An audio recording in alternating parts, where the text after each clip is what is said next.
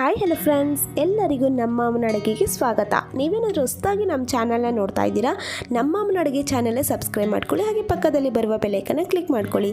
ಇವತ್ತು ನಾನು ಮಾಡ್ತಾ ಇರುವಂಥ ರೆಸಿಪಿ ತುಂಬ ಈಸಿಯಾಗಿರೋ ರೆಸಿಪಿ ಅಂತಲೇ ಹೇಳ್ಬೋದು.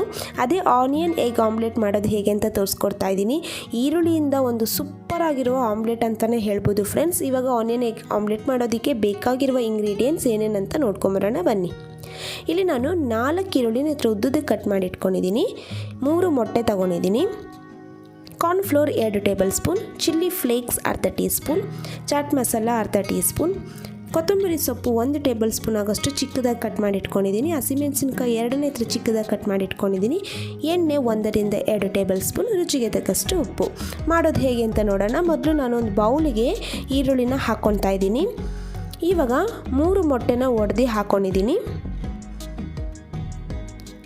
ಚಿಲ್ಲಿ ಫ್ಲೇಕ್ಸ್ನ ಹಾಕ್ಕೊತಾ ಇದ್ದೀನಿ. ನಿಮಗೆ ಖಾರ ಯಾವ ಥರ ಬೇಕೋ ಆ ಥರ ನೋಡಿ ಹಾಕ್ಕೊಳ್ಳಿ.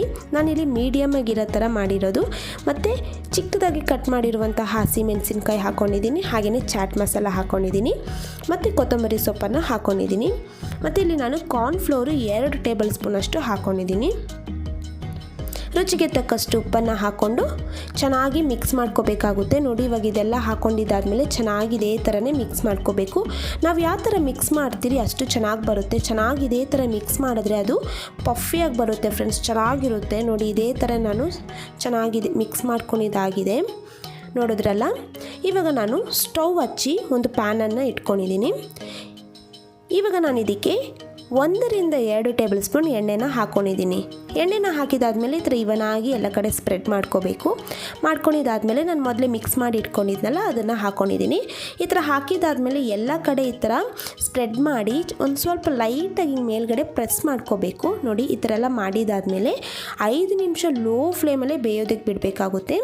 ನೋಡಿ, ನಾನು ಇದೇ ಥರ ಲಿಡ್ ಕ್ಲೋಸ್ ಮಾಡಿ ಒಂದು 5 ನಿಮಿಷ ಲೋ ಫ್ಲೇಮಲ್ಲೇ ಬೇಯೋದಕ್ಕೆ ಬಿಡ್ತಾಯಿದ್ದೀನಿ. ನೋಡಿದ್ರಲ್ಲಿ ಇವಾಗ 5 ನಿಮಿಷ ಆಗಿದೆ. ಇವಾಗ ನಾನು ಇನ್ನೊಂದು ಸೈಡು ಇದೇ ಥರನೇ ತಿರ್ಸಿ ಹಾಕ್ಕೊತೀನಿ. ನೋಡಿ, ಇವಾಗ ಇನ್ನೊಂದು ಸೈಡ್ ಇದೇ ಥರ ತಿರ್ಸಿ ಹಾಕಿದಾದ್ಮೇಲೆ ಮತ್ತೆ 5 ನಿಮಿಷ ಲೋ ಫ್ಲೇಮಲ್ಲೇ ಬೇಯೋದಕ್ಕೆ ಬಿಡೋಣ. ನೋಡಿ ಫ್ರೆಂಡ್ಸ್, ಇವಾಗ 5 ನಿಮಿಷ ಆಗಿದೆ. ನೋಡಿದ್ರಲ್ಲ ಎಷ್ಟು ಚೆನ್ನಾಗಾಗಿದೆ ಅಂತ. ಇವಾಗ ನಾನು ಇದೆಲ್ಲ ರೆಡಿ ಆಗಿದೆ, ಸಪ್ರೇಟಾಗಿ ಒಂದು ಪ್ಲೇಟಲ್ಲಿ ಹಾಕ್ಕೊತಾ ಇದ್ದೀನಿ. ನೋಡಿ, ಇವಾಗ ನಾನು ಕಟ್ ಮಾಡಿ ತೋರಿಸ್ತೀನಿ ಎಷ್ಟು ಚೆನ್ನಾಗಿ ಬಂದಿದೆ ಅಂತ. ನೀವು ಈ ಥರ ರೆಸಿಪೀಸ್ನ ಮಕ್ಕಳಿಗೆಲ್ಲ ಮಾಡಿಕೊಡ್ಬೋದು, ತುಂಬ ಇಷ್ಟಪಟ್ಟು ತಿಂತಾರೆ. ಈ ಥರ ಕಟ್ ಮಾಡಿ ಸಾಸ್ ಜೊತೆ ಕೊಟ್ಟರೆ ಟೇಸ್ಟ್ ಮಾತ್ರ ಹೇಳೋದೇ ಬೇಡ, ಚೆನ್ನಾಗಿರುತ್ತೆ ಟೇಸ್ಟು. ಮತ್ತು ನಿಮಗೆ ಖಾರ ಯಾವ ಥರ ಬೇಕೋ ಆ ಥರ ನೋಡಿ ಕೂಡ ಹಾಕೋಬೋದು. ನೋಡಿ, ಇವಾಗ ನಾನು ಕಟ್ ಮಾಡಿ ತೋರಿಸ್ತೀನಿ, ಸಖತ್ತಾಗಿ ಬಂದಿದೆ. ಮತ್ತು ನಿಮಗೆ ಇದೇ ಥರ ರೆಸಿಪೀಸ್ ಏನಾದರೂ ಬೇಕು ಅಂದರೆ ಈಸಿಯಾಗಿರೋ ರೆಸಿಪೀಸು ಇದನ್ನು ಕೂಡ ಕಮೆಂಟಲ್ಲಿ ನೀವು ತಿಳಿಸಿ, ನಾವು ಅದನ್ನು ಮುಂದಿನ ವೀಡಿಯೋದಲ್ಲಿ ಅಪ್ಲೋಡ್ ಮಾಡ್ತೀವಿ.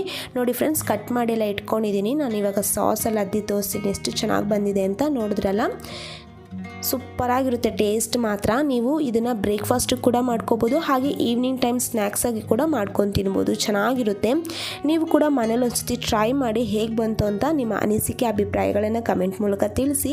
ಹಾಗೆಯೇ ನಿಮಗೆ ಇದೇ ಥರ ರೆಸಿಪೀಸ್ ಬೇಕಂದ್ರೂ ಕೂಡ ಕಮೆಂಟ್ ಮಾಡಿ, ನಾವು ಮುಂದಿನ ವೀಡಿಯೋದಲ್ಲಿ ಅಪ್ಲೋಡ್ ಮಾಡ್ತೀವಿ. ಹಾಗೆಯೇ ನಮ್ಮ ಅಮ್ಮನ ಅಡುಗೆ ಚಾನಲ್ಗೆ ಸಬ್ಸ್ಕ್ರೈಬ್ ಮಾಡ್ಕೊಳ್ಳಿ ಅಂದರೆ ಸಬ್ಸ್ಕ್ರೈಬ್ ಮಾಡ್ಕೊಳ್ಳಿ, ಪಕ್ಕದಲ್ಲಿ ಬರುವ ಬೆಲೈಕನ್ನ ಕ್ಲಿಕ್ ಮಾಡ್ಕೊಳ್ಳಿ. ಈ ವಿಡಿಯೋ ನೋಡಿರುವ ಎಲ್ಲ ವೀಕ್ಷಕರಿಗೂ ಧನ್ಯವಾದಗಳು.